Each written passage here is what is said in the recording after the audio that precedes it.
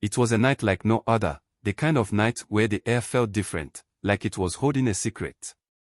I remember standing outside my hut, feeling a strange pull toward the palace. There, high on the hill, King Obasi stood alone under the stars, looking up at the sky as if searching for something beyond the reach of any man. That was the moment everything changed. The next morning, the whispers began. They said the king had made a wish so bold that it shook the heavens themselves. He wished to marry the sky. Not a woman, not a queen, but the sky itself. At first, no one believed it. How could a man, even a king, marry something so vast, so untouchable? But the signs were undeniable.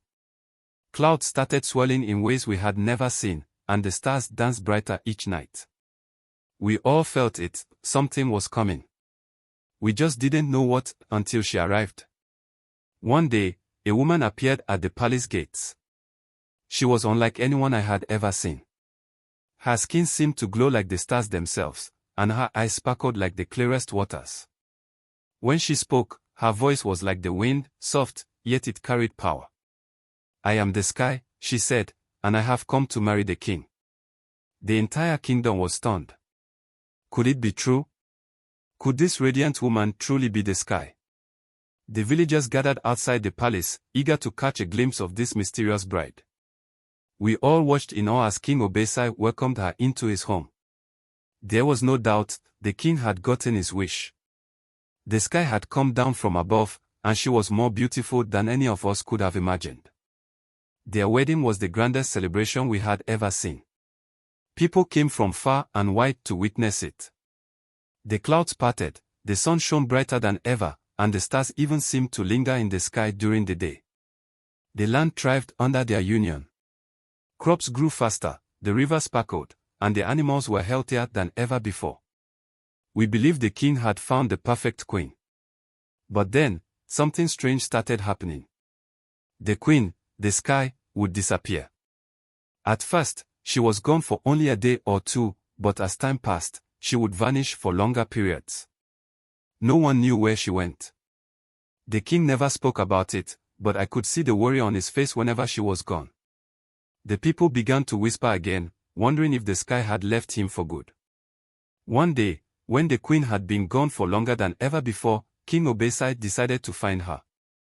It was said that he climbed the tallest mountain in the land, where the sky seemed to touch the earth. There, on the edge of a cliff, he found her standing alone, gazing up at the heavens. The king, filled with sadness and confusion, asked her, "Why do you keep leaving me?" I wasn't there, but the story spread quickly through the village. The queen turned to the king with gentle eyes and said, "I am the sky. I cannot stay in one place for too long. I belong to the stars, the clouds, the rain, and the wind. But even when I am gone, know this, I am always with you. Every time you look up at the sky, remember that I am watching over you." It was then that the king understood. His love for the sky could never be like the love between two people who lived side by side. The sky was free and endless, and she could not be tied down. But King Obasi was not saddened by this. Instead, he felt a deep peace. He knew that although the sky would come and go, she was always with him in spirit, watching over him and the kingdom. From that day on, whenever the queen disappeared, the king would simply smile and look up at the sky. He knew she was there, even if he couldn't see her. And as the years passed, the kingdom continued to thrive under the king's wise rule. His love for the sky never faded, and though they were apart at times, he was never truly alone.